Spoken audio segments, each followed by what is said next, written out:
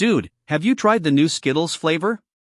Dustin asked, tossing a handful of the colorful candies into his mouth. Nah, I'm good, Bryant replied, his eyes glued to the screen of his laptop, his fingers flying over the keyboard. Come on, man, they're supposed to taste like the rainbow farted in your mouth, Dustin said with a laugh, shaking the bag. Bryant rolled his eyes but couldn't help the grin that tugged at his lips. Thanks, but I'm kind of busy. The apartment was a typical bachelor pad: pizza boxes on the coffee table, dirty socks scattered across the floor, and a faint scent of stale beer in the air. But in the corner of the room, there was something out of place, a large glass jar filled with what looked like a rainbow of Skittles.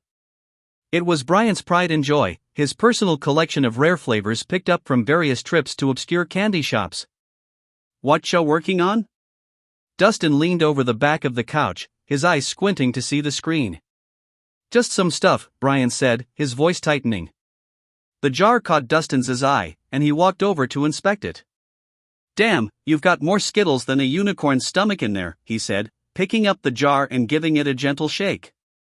Bryant's gaze darted up from his computer, a hint of panic in his eyes. Careful with that. What's the big deal? Dustin asked, raising an eyebrow. It's just... I've been working on something. A project. A Skittles project? Dustin's curiosity was piqued. Bryant took a deep breath, his heart racing. It's complicated. The jar was indeed full, but not just with candy.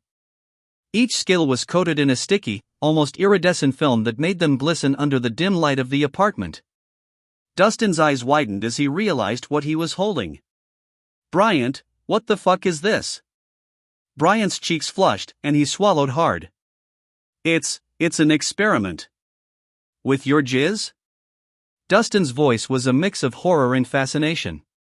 Bryant nodded, unable to look his friend in the eye. It's not what you think. Well, what the fuck am I supposed to think? He set the jar down on the floor with a thud. You're mixing your cum with Skittles. It's more than that, Bryant said, his voice barely a whisper.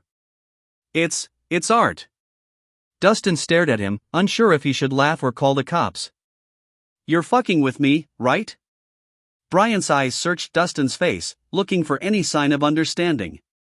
It's a statement. On life, and love, and the beauty of combining two things that are perfect on their own, but together, they're transcendent. Dustin's eyes narrowed. So, you're telling me you've been jacking off into your Skittle collection?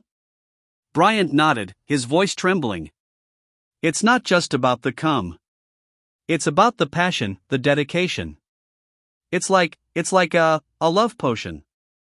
Dustin took a step back, his hand hovering over his mouth. You're gonna need more than a love potion, buddy.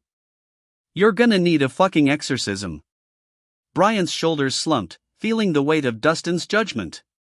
It's not just about the taste, okay? It's about the connection, the intimacy of it all. Dustin sighed heavily, rubbing his temples. Dude, you need to get out more. Like, meet a girl or something. This is not healthy. Ignoring his words, Bryant slammed his laptop shut and marched over to the jar. He picked it up, cradling it like a newborn baby. You don't get it, he murmured, his eyes glazed over with a mix of obsession and desperation. This is pure love.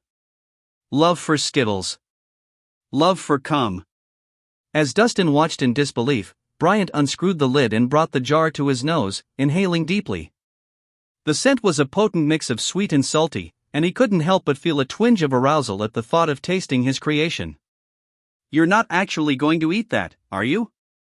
His voice a mix of horror and concern. Bryant looked at him with a wild determination in his eyes. I've got to. It's the final step.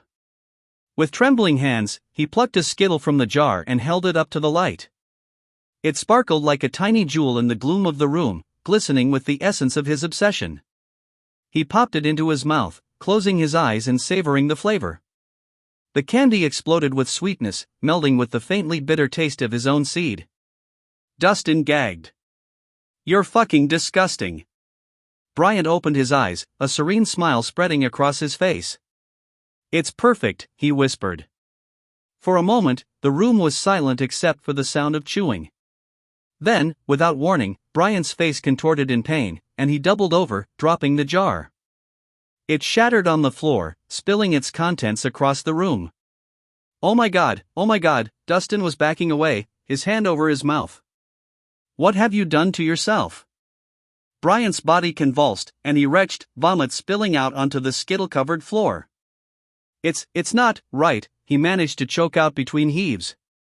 The room was a mess of shattered glass, spilled cum, and skittles.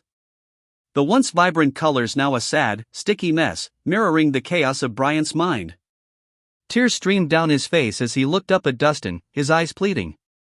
It's not supposed to be like this. Dustin's expression softened, his earlier disgust replaced by pity. Come on, let's get you cleaned up, he said, reaching out a hand to help his friend up. Bryant took it, his knees wobbly. As they stepped over the mess, he couldn't help but feel a sense of loss. His masterpiece, his love potion, had turned into a sad, sticky puddle of regret. I need to start over, he murmured. I need to find the perfect combination. Dustin sighed, resigning himself to the reality that his friend was too far gone.